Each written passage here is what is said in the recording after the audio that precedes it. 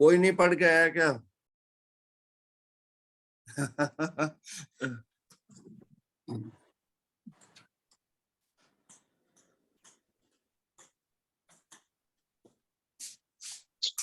Good morning sir. हाँ, good morning सीमा जी, Hariom. Hariom. Third chapter के बारे में बात हो रही है, मैं शेयर करना चाहूंगी। जी जी। तो यहाँ पे जो थर्ड चैप्टर है उसमें बात की गई है न्यू थ्योरी की हेल्थ एंड डिजीज के बारे में बात की गई है। तो बेसिक तो कॉन्सेप्ट वही है जो कि स्टार्टिंग में ही ऑथर ने जो है वो चार्ट के फॉर्म में दे दिया था। वन डिजीज है ना, पहले वो वन डिजीज को समझा रहे हैं। तो उन्होंने यहाँ पे बात की, जब हम डिजीज के बारे में बात करते हैं तो हमें लगता है कि हमें डिजीज के बारे में जानना है, तो हमें जर्म्स के बारे में जानना होगा, जीन्स के बारे में जानना होगा, मेडिसिन, सर्जरी, इनकी बहुत वास्ट नॉलेज हमें चाहिएगी तो हम डिजीज के बारे में जान पाएंगे। लेकिन ये इतना कॉम्प्लेक्स जो चीज लग रही होती है वो बहुत ज्यादा सिंप्लीफाई कर सकते हैं हम। हमें क्या जानना है, हमें सिर्फ और सिर्फ हमारी एक सेल के बारे में जानना है। तो यहाँ पे इन्होंने बात की है कि हमें सेल के बारे में जानना, उसके माल फंक्शन के बारे में जानना है कि किस तरह से वो उसमें माल फंक्शन हो जाता है। तो केवल और केवल एक ही डिजीज एग्जिस्ट करती है, that is cell malfunction. तो यहाँ पे इन्होंने बताया है कि सेल माल फंक्शन फिर कैसे हो जाता है। तो उसके दो रीजन बताए हैं, लैक ऑफ न्यूट्रिएंट और टॉक्सिक डैमेज, टॉक्सिसिटी की वजह से डैमेज। मतलब जो चाहिए, जो न्यूट्रिएंट चाहिए वो नहीं मिला, या फिर कुछ ऐसी चीजें मिल गई जो उसको अपने नॉर्मल फंक्शन में प्रोहिबिट कर रही थी, मतलब पॉइजन का काम कर रही थी, या फिर दोनों का कॉम्बिनेशन अगर हो गया तो क्या होगा, माल फंक्शन होगा। तो हमें अगर डिजीज के ऊपर काम करना है तो हमें सेल माल फंक्शनिंग रोकनी है। सेल माल फंक्शनिंग रोकने के लिए इन दो चीजों के ऊपर हमें काम करना पड़ेगा। और ये इसके लिए फिर उन्होंने बताया 6 पाथवेज भी हैं जिसके बारे में हम डिटेल में बात करेंगे, जैसे कि nutrition, toxin, psychological, physical, genetic and medical. तो यहाँ पे ये बात कर रहे हैं जैसे कि एक पौधा जब ग्रो करता है तो उसको 3 चीजों की नीड होती है। वो 3 चीजें कौन सी होती हैं? सॉइल है ना, जमीन, मिट्टी चाहिए होती है, पानी चाहिए होता है, और सूरज की रोशनी चाहिए होती है, सूरज की गर्मी चाहिए होती है। तो ये 3 चीजें अगर मिल जाती हैं पौधे को तो वो पौधे में अपने आप इतनी एबिलिटी होती है कि वो ग्रो कर लेता है। इसी तरह से हमारी सेल के लिए भी कुछ न्यूट्रिएंट की जरूरत होती है। वो न्यूट्रिएंट अगर हम सेल को दे देते हैं, वो सेल को प्रोवाइड हो जाता है जो उसको नेसेसिटी है, जो उसकी जरूरत है, और कोई टॉक्सिन नहीं देते हैं और पूरा न्यूट्रिएंट दे देते हैं, तो उसमें अपने आप इतना होता है कि वो पूरा का पूरा अपने आप को रीस्टोर कर पाती है, रिपेयर कर पाती है, बैलेंस कर पाती है, और सारी चीजें प्रॉपर फंक्शनिंग हमारी बॉडी में होती रहती है। तो इसी चीज को बताया गया है कि ये बहुत कॉम्प्लिकेटेड सी चीजें लगती हैं हर चीज को समझना, लेकिन हम इसको सिंप्लीफाई करके समझेंगे। और सिंप्लीफाई में इन्होंने सेल के बारे में ही बात की है कि किस तरह से हम डिजीज को समझें, किस तरह से डायग्नोज करें, या किस तरह से उसको प्रिवेंट करें, या फिर उसको ट्रीट करें। तो इसमें हमें सबसे ज्यादा जो सिंप्लीफाई करके एक चीज समझनी है वो है सेल। तो यहाँ पे यही वाली चीज बात की गई है, जैसे सेल जो है वो बेसिक यूनिट ऑफ लाइफ है, और सेल हर वो फंक्शन करता है जो हमारी बॉडी में होता है।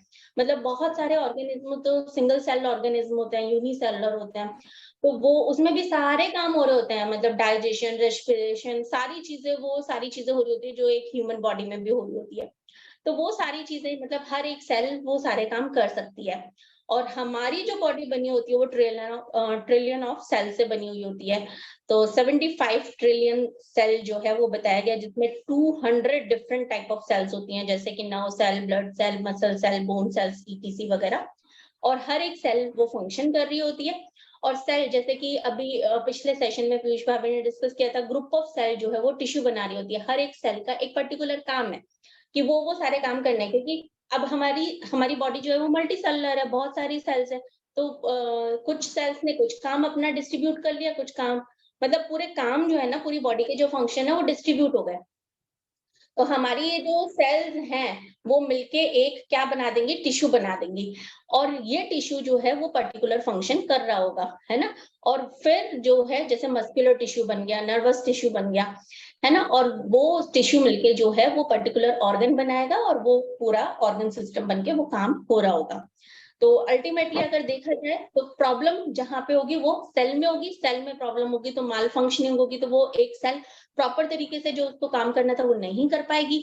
जब एक सेल काम नहीं कर पाएगी तो धीरे धीरे धीरे एक सेल के काम नहीं करने से अपने को ज्यादा फर्क नहीं पड़ेगा, लेकिन धीरे धीरे वो ग्रुप ऑफ सेल में जो है वो प्रॉब्लम आ जाएगी, फिर बहुत सारी सेल्स में डैमेज होना शुरू हो जाएगा, प्रॉब्लम आनी शुरू हो जाएगी।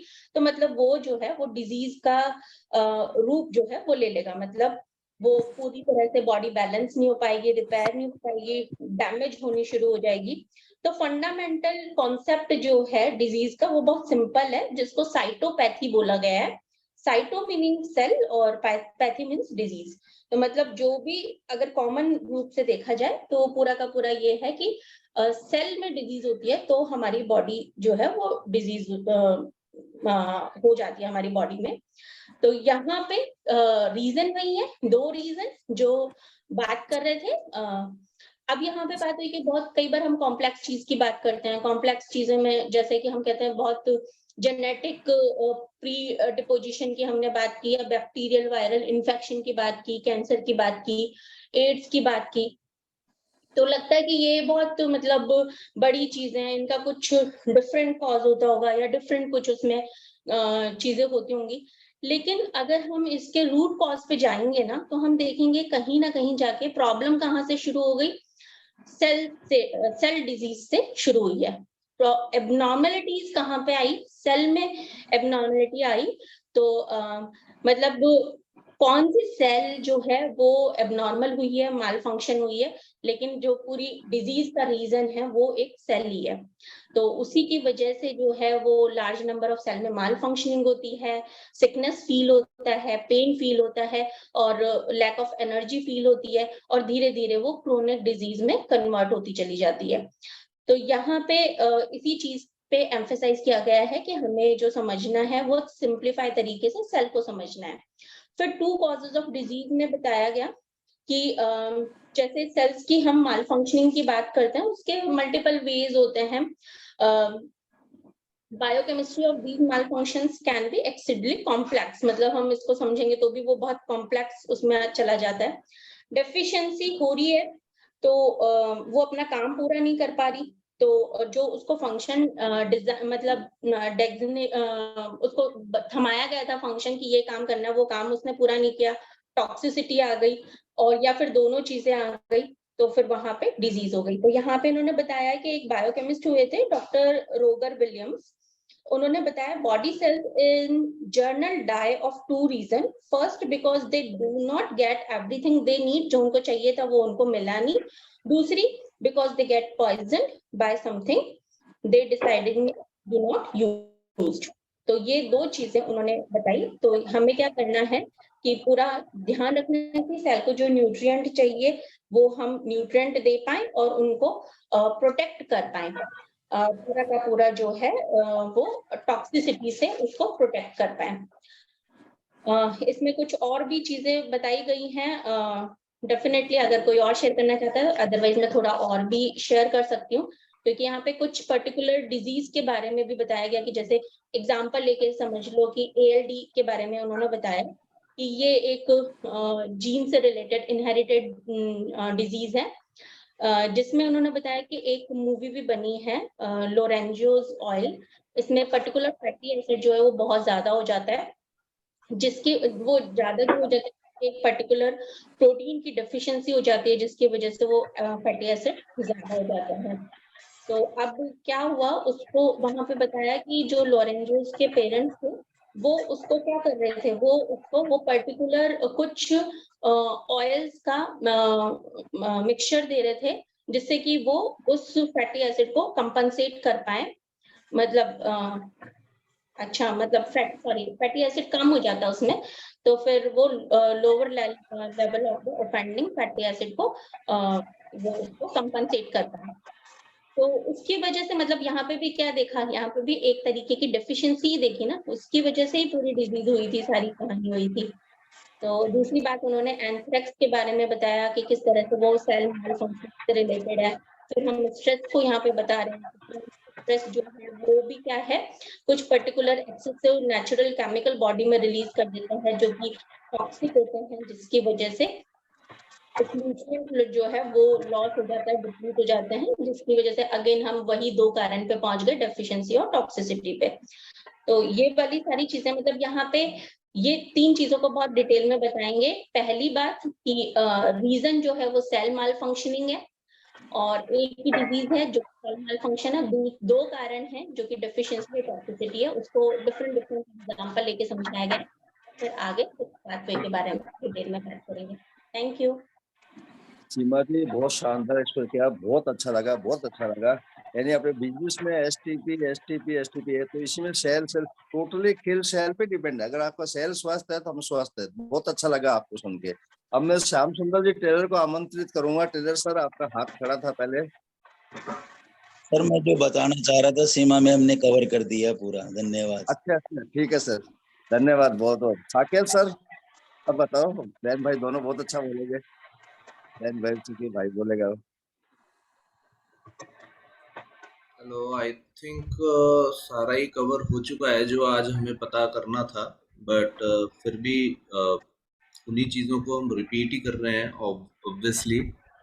एक तो साइंटिफिक टर्म बताई गई है जो हमारे सेल खराब होते हैं उसके लिए, जो कि हमारी जो साइंस है वो भी उसको बोलती है, मैल फंक्शनिंग ऑफ सेल्स, जिसका नाम साइटोपैथी। साइटो मतलब सेल, पैथी मतलब सिकनेस, और यही एक रीजन हमारे डिजीज का बताया गया है। तो डिजीज की एक्चुअली डेफिनेशन इन्होंने जो बताई है, that is malfunctioning of cells, cytopathy. और जब ये वाइड स्प्रेड हो जाता है, यानी कि जब वो बहुत ज्यादा सेल्स के अंदर माल फंक्शनिंग हो जाती है, तो वही उसका रीजन है।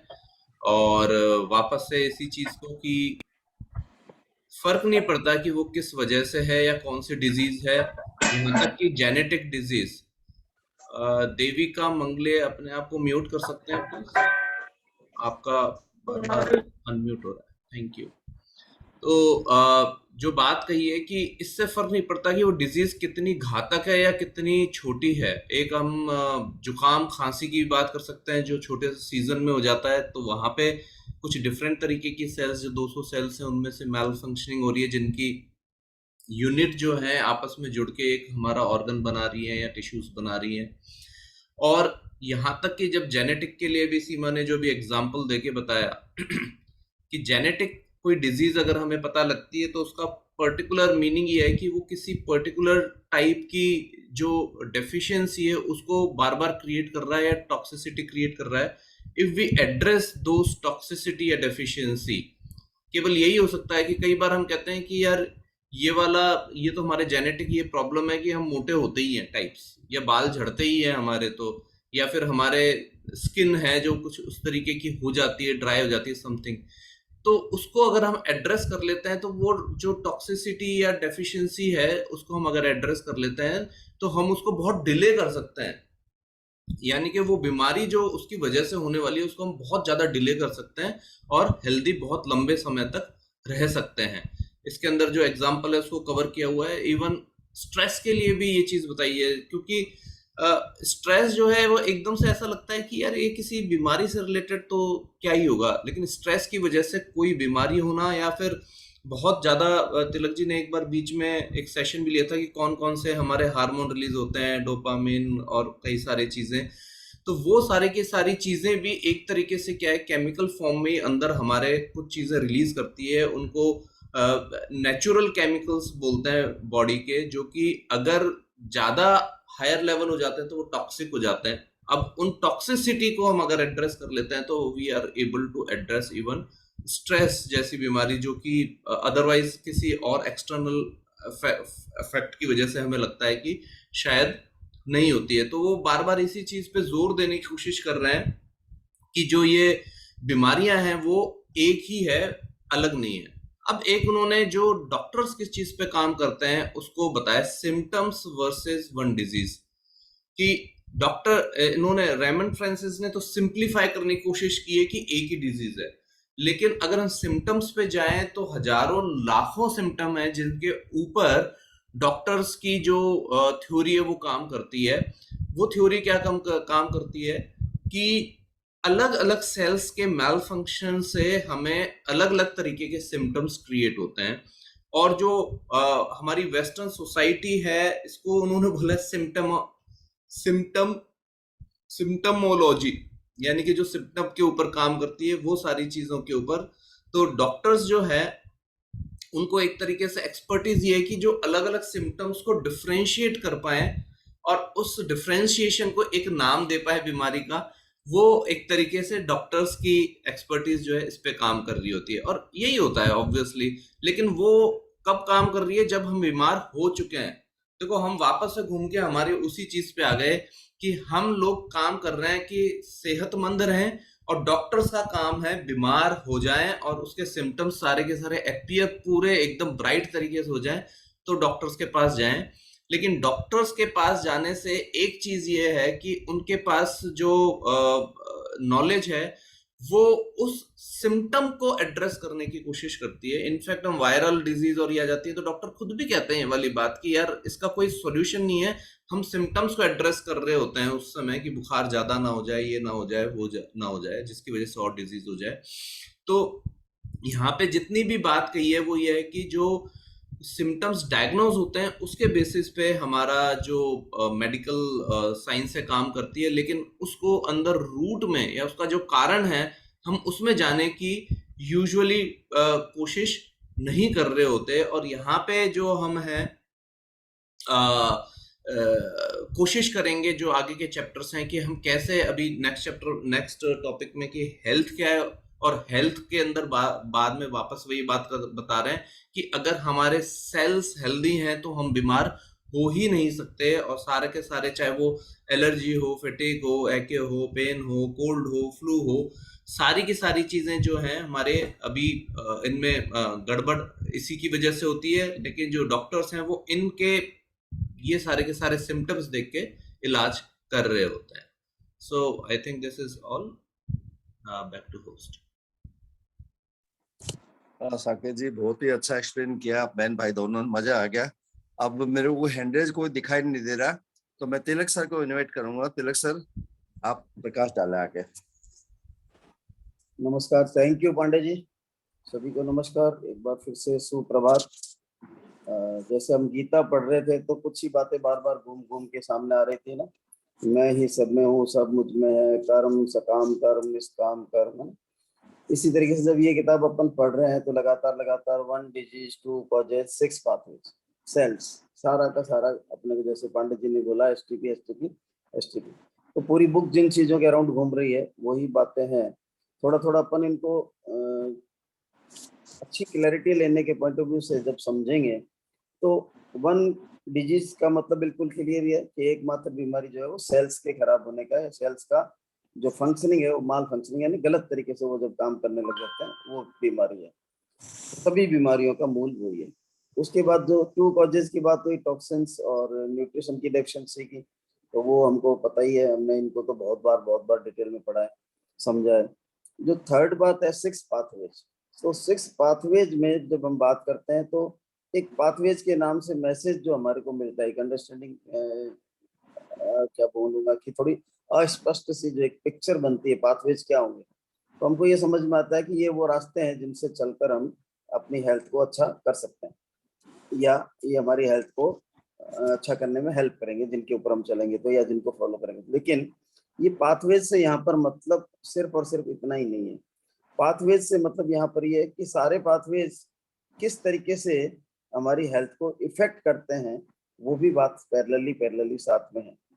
ऐसा नहीं है कि जब न्यूट्रिशन की बात हो रही तो कौन सा न्यूट्रिशन किस प्रॉब्लम को, किस सेल की, किस टाइप की जो परेशानी है उसको सॉल्व करने के अंदर काम आएंगे। सेल्स क्यों कर, न्यूट्रिशन की वजह से क्या प्रॉब्लम होती है जिसकी वजह से सेल्स की माल फंक्शनिंग स्टार्ट होती है, और किस तरह से वो इम्प्रूव होते हैं, वो दोनों ही चीज इसके अंदर इंक्लूडेड है। तो जब हम पाथवेज की बात करते हैं तो कुछ पाथवेज तो हमारे को बहुत अच्छे, जैसे न्यूट्रिशन की बात हमारे को समझ में आती है, फिजिकल की और साइकोलॉजिकल की बात भी बहुत बार हम कर चुके हैं।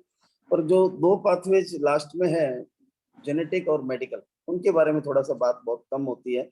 तो जेनेटिक का मतलब हम सिंपल सा मान लेते हैं, जेनेटिक यानी कि जो पीढ़ी दर पीढ़ी या जो वंशानुगत बीमारी आ रही है वही बीमारी है।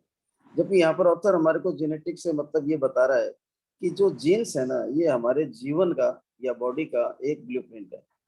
जीन्स के थ्रू हम अपने लिए एक नक्शा लेकर आए हैं इस जिंदगी के अंदर, हम क्या कुछ कर सकते हैं। लेकिन हर जगह भगवान ने हमारे को एक फ्रीडम दी कि वी आर द को क्रिएटर विद गॉड।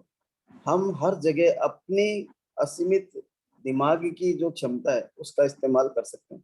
भगवान ने सिर्फ और सिर्फ मानव जाति को ही ये क्षमता दी है कि वो जो चाहे सोच सकता है, और जो चाहे सोच यदि सकता है तो जो चाहे वो कर पा या बन भी सकता है।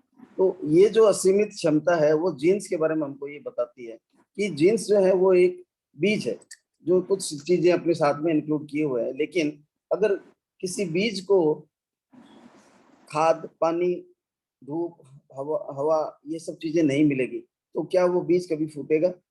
नहीं फूटेगा। तो इसी तरीके से हम जीन्स में चाहे कुछ प्रॉब्लम लेके आए हैं, लेकिन अगर हमने उस प्रॉब्लम को पनपने के लिए अगर वातावरण जो उसके अनुकूल नहीं दिया है, तो बहुत अच्छे चांसेस हैं कि हम अपनी जो भी जीन्स वंशानुगत बीमारी है उससे अछूता रह सकते हैं। तो यहाँ पर जीन्स की जो डैमेज करने की पावर है उसकी क्या लिमिटेशन है, और जीन्स की वजह से हम अपनी लाइफ को कैसे ऑप्टिमाइज कर सकते हैं, दोनों की ही बात की गई है। ठीक इसी तरीके से जब मेडिकल की बात हुई तो खाली मेडिसिन सजेस्ट किया जाना या प्रेस्क्रिप्शन लिखना यहाँ पर मेडिकल पाथवे का सब्जेक्ट नहीं है। मेडिसिन जो है उनकी क्या लिमिटेशन है, किस तरह से वो हमारी बॉडी को डैमेज करती हैं और किस तरह से हमारे लिए हेल्पफुल होती हैं, उन तीनों ही चीजों का यहाँ पर भी हम स्टडी करते हैं। तो जब हम बात करते हैं मेडिसिन की, तो एक बात जो ऑथर हमको समझाना चाह रहे हैं, अगेन एंड अगेन बहुत जगह लिखा हुआ पढ़ा अपने को मिलेगा, वो ये है कि आप प्योरली डॉक्टर के ऊपर डिपेंड नहीं कर सकते अगर आप अपने आप को स्वस्थ रखना चाहते हैं। थोड़ा सा ये डॉक्टर्स के साथ में अगर उनके हम जो मेहनत है अपना कैरियर बनाने के पॉइंट ऑफ व्यू से, हमारी मानव जाति की सेवा और जो सर्विस वो दे रहे हैं उसके पॉइंट ऑफ व्यू से कभी हमको लग सकता है कि शायद हम उनकी इम्पोर्टेंस को कुछ कम महत्व दे रहे हैं, लेकिन ऐसा नहीं है। उनकी अपनी इम्पोर्टेंस है, पर हर चीज की इम्पोर्टेंस अपनी जगह पर होती है। जहां पर तलवार काम आती है वहां पर सुई से कुछ नहीं हो सकता, और जहां पर सुई काम आती है वहां पर तलवार काम नहीं आ सकती। ठीक इसी तरीके से मेडिकल डॉक्टर जहां पर हमारी हेल्प कर सकते हैं वहां पर कर सकते हैं, लेकिन जहां पर नहीं कर सकते हैं वहां पर हमको भी अपने आप को सजग रखने की जरूरत है। अगर हम ऐसा करते हैं कि प्योरली उनके ऊपर डिपेंडेंट रहते हैं, तो ऑथर ने स्पष्ट लिखा है कि हम कुछ बहुत घातक परिणामों को भी फेस करने के लिए मजबूर हो सकते हैं। सो यहाँ पर एक बहुत वाइड टर्म है जिसको अपने को गहराई से समझने की जरूरत है, और ऑथर इसके बारे में चैप्टर 10 के अंदर बहुत ज्यादा डिटेल में बात करने वाले हैं।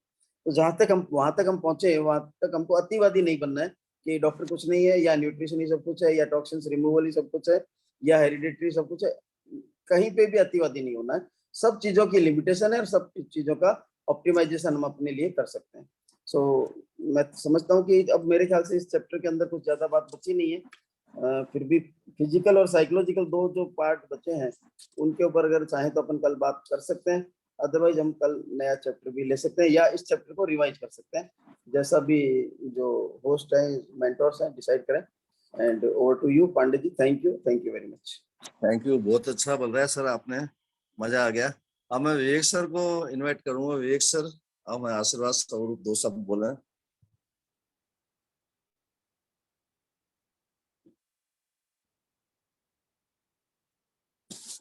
हाँ हरिओम विवेक सर, आप सुन रहे हैं मेरे को? हरिओम सर, हरिओम। जय बद्री विशाल। जय बद्री सर। बिल्कुल सुन रहे हैं, आपको शुरू से सुन रहे हैं। और हाँ। क्या गजब का सेशन, कितनी गजब की होस्टिंग, और सीमा ने कमाल कर दिया। पूरा चैप्टर इतना बढ़िया से बताया, फिर साकेत जी ने इतना बढ़िया से बताया, और तिलक जी ने बहुत जबरदस्त समरी और सब कुछ की।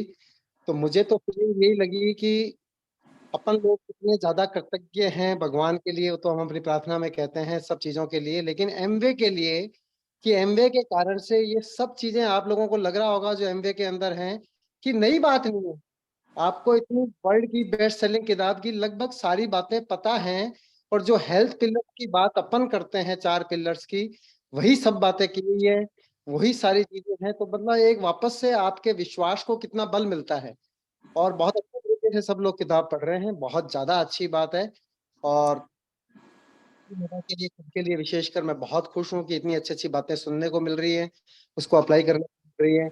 और अब जितने भी लोगों को हम अपने पीयर ग्रुप यानी कि अपने साथियों को जब अपन देखते हैं और उनसे कंपैरिजन करते हैं तो वास्तव में पता चलता है कि न्यूट्रिशन की कितनी जबरदस्त वैल्यू है।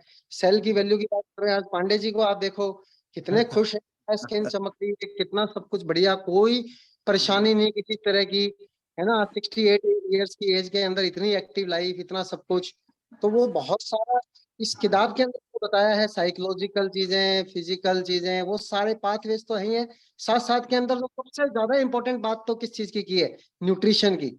तो बढ़िया चीजें दो और टॉक्सिसिटी से यानी कि विषैली जो चीजें हैं जो सेल को खराब करती हैं उनसे दूर रहो, यानी खराब खाना मत खाओ, स्ट्रेस ज्यादा मत पालो, यही सब चीजें अपन बात करते हैं। एटीट्यूड के अंदर ज्यादा स्ट्रेस होएगा तो बहुत सारे फ्री रेडिकल्स बनेंगे जो सेल को खराब कर देंगे। कितनी ज्यादा अपन सब लोगों को फ्री रेडिकल्स की थ्योरी पता है, डॉक्टर वाली किताब अपन ने पढ़ी हुई है, तो बहुत मजा आ रहा है। और साकेत जी ने किताब चूज की तो वापस से हमारे फॉर्म को, हमारे जो बिलीफ है उसको वापस से फर्म किया, हमारे विश्वास को वापस से सुदृढ़ किया। तो साकेत जी को भी बहुत बहुत धन्यवाद है, आप सभी लोगों को बहुत बहुत धन्यवाद है। Thank you very much. Back to Pandey ji. धन्यवाद सर, बहुत अच्छा लगा आपको सुनकर, हमेशा भी अच्छा लगता है। अब मेरे को कोई हैंडल नहीं दिखा रहा, और कल की होस्टिंग कौन लेगा वो भी अपने नॉमिनेट देवे, और अफर्मेशन कौन कराएगा अभी? अफर्मेशन के लिए कौन हाजिर है? हरिओम। मैं करवा दूं? मैं करवा दूं। चलो आप। जी, कोई भी करवाता हो दोनों में से। हरिओम। सभी को नमस्कार। सभी अपने हाथ जोड़िए, आंखें बंद कीजिए। मैं जीतती हूँ क्योंकि मैं जीतने के लिए पैदा हुई हूँ। थैंक यू गॉड, मेरी टीम बहुत ही एक्साइटेड, यूनाइटेड, पावरफुल, एमए का इतिहास रचने वाली टीम है। थैंक यू गॉड, मैं और मेरी टीम रोज डीटीएम करते हैं, प्लान दिखाते हैं और इस तरह से अपने नेटवर्क को तेजी से आगे बढ़ा रहे हैं। थैंक यू गॉड, मैं और मेरी टीम 100% प्रोडक्ट यूजर हैं और हर महीने 600+ पीवी का रिटेलिंग कर रहे हैं। थैंक यू गॉड, मैं और मेरी टीम हर मीटिंग में बढ़ चढ़कर भाग लेते हैं और इस तरह से हम एक प्रभावशाली लीडर बन गए हैं। थैंक यू गॉड, मेरे और मेरी टीम के मेंटोर बहुत अच्छे हैं, हम उनसे मार्गदर्शन लेकर लगातार आगे बढ़ रहे हैं। थैंक यू गॉड, एमए जैसा बिजनेस देने के लिए। थैंक यू गॉड, एमए मेरे और मेरी टीम ढेर सारा पैसा कमा रहे हैं, पैसा हमारे पास पीछा करना आ रहा है। थैंक यू गॉड, मैं और मेरी टीम में सभी लोगों के सपने पूरे करने का माध्यम बन पा रही हूँ। Thank you God, I am Diamond. Thank you God, I am Diamond. Thank you God, I am Diamond. Thank you God, thank you God, thank you God. Love you God, love you God, love you God. Oh, FM everyone. Thank you मुझे अपने हाथों को रख कीजिए। सावित्री जी, Thank you. बहुत बहुत धन्यवाद, आपने अच्छा फॉर्मेशन कराया। मैं सभी का आभार व्यक्त करता हूँ जिन्होंने होस्टिंग दी, खासकर पीयूष जी को, वो केम जयभद्र विशाल। Thank you. बहुत एक अच्छी मिनट hosting बात करना सर चाहेंगे यहाँ Great पांडे hosting. जी, एक मिनट बात करते हैं क्योंकि पार्टिसिपेशन देखिए बहुत लिमिटेड हो रहा है और किताब के अंदर तिलक जी भी कह रहे हैं, भैया भी कह रहे हैं, हमारे सभी लीडर्स बता रहे हैं कि लीडर्स आर रीडर्स है ना, readers are leaders, listeners are not leaders, ऐसा नहीं सुना हमने। तो हम एक बार नॉमिनेट कर लेते हैं कि कल जो हम चैप्टर 4 करेंगे तिलक सर, 3 को आई डोंट थिंक कि कोई रिविजन की जरूरत है, क्विज टाइम में ही हम साथ में ले लेंगे, आज बहुत क्लियर हुआ है, रिपीटिशन भी हुआ है। तो तिलक बस सर एक बार दो हाँ जी पाथ में खाली टच नहीं हुआ है, साइकोलॉजिकल और ठीक है, फिजिकल, वो अगर अपन चाहे तो टच करते हुए कल चौथे चैप्टर पे शिफ्ट हो सकते हाँ हैं। जी। तो 2 पाथवेज जो अनटच्ड रहे हैं उनको हम थोड़ा सा टच करेंगे और 4th चैप्टर की ओर बढ़ेंगे। तो मैं चाहती हूँ कि चाहे हम थोड़ा सा ही 4 लाइन 5 लाइन 10 लाइन एक कॉन्सेप्ट शेयर करें। तो जैसे आशा जी ने अपने आप को नॉमिनेट किया, ऐसे ही प्लीज 8-10 लोग अपने आप को नॉमिनेट करेंगे तो सेशन का बहुत मजा आएगा। और ये तो हाँ जी, सीमा तो बिल्कुल आज ही करके चुकी है। मैं तो सोचती हूँ कि एक पूरे वीक में नंबर ही नहीं आना चाहिए, पार्टिसिपेशन इतना स्ट्रांग होना चाहिए कि कहें कि इस वीक आपने कर लिया था, देखें किस किसने कर लिया। तो नीता अपने आप को जो है वो नॉमिनेट कर रहे हैं, आशा जी नॉमिनेट कर रहे हैं, शालू दीदी वेलकम, आप नॉमिनेट कर रहे हैं, सीमा जी नॉमिनेट कर रही हैं, राम सिंह जी ने अपने आप को नॉमिनेट किया है, बहुत बढ़िया। और कुछ हैंड रेज नजर आ रहे हैं, हाँ इंद्रानील जो है, वेलकम वेलकम इंद्रानील। कल हम आपको कैमरा ऑन के साथ में देखेंगे और डेफिनेटली आपसे सुनना चाहेंगे। और कुछ पार्टिसिपेशंस, कोई प्रेरणा कि अपने को रीडर बनना ही है, and it won't take much time, किताब बहुत आसान है और मैं तो कहती हूँ मुश्किल भी लग रही है तो आप मेरे को कॉल करो, यदि आपको लग रहा है हम क्या बताएंगे, आई एम हियर, आप मेरा नंबर नोट करिए, मेरे को फोन करिए, I will spend 15 minutes with you कोई भी, ये ओपन मैं आपको आमंत्रण दे रही हूँ। यदि ये एक हिच है कि हम क्या बताएंगे, हम नहीं समझ पा रहे हैं, हमें मुश्किल लग रहा है, तो आज के लिए मैं आपको बिल्कुल एकदम सादर आमंत्रित है। मैं कुछ और हैंड रेज, मनीष जी का हैंड रेज हुआ है। Thank you so much Manish ji, this is an honour. मैं तो कहूंगी एकदम बात का सुन के एकदम उसको रिस्पॉन्ड करना। अनीता जी बिल्कुल करेंगी, वेरी नाइस, थैंक यू। और कोई लीडर जिनको लगता है कि हाँ वो इस सहयोग के बाद में जरूर पार्टिसिपेट करना चाहेंगे या इसके बिना भी? मैं भी करूंगा कल दीदी। हरिओम। शानदार शानदार शानदार।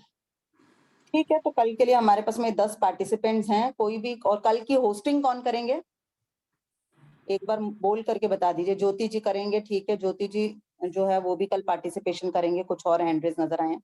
होस्टिंग के लिए एक बार अनम्यूट करके बोल दीजिए, और सब जो भी पार्टिसिपेंट्स अपना हैंड रेज कर रहे हैं उनको नाम के साथ में बुलाएंगे कल होस्ट के, आप क्या पार्टिसिपेट कैसे क्या करना चाह रहे हैं ना।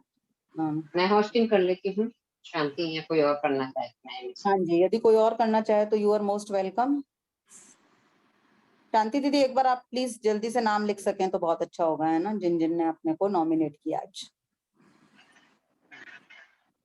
मैंने लिख लिया है, मैं ग्रुप में डाल अच्छा जी, दूंगी। ने लिख लिया, very nice, thank you so much. अच्छा ग्रुप में, ठीक ठीक है, ग्रुप पे डाल दीजिएगा। Have a wonderful day, go diamond everyone, bye bye, thank you, thank you everyone. Go Diamond. Go Diamond. everyone.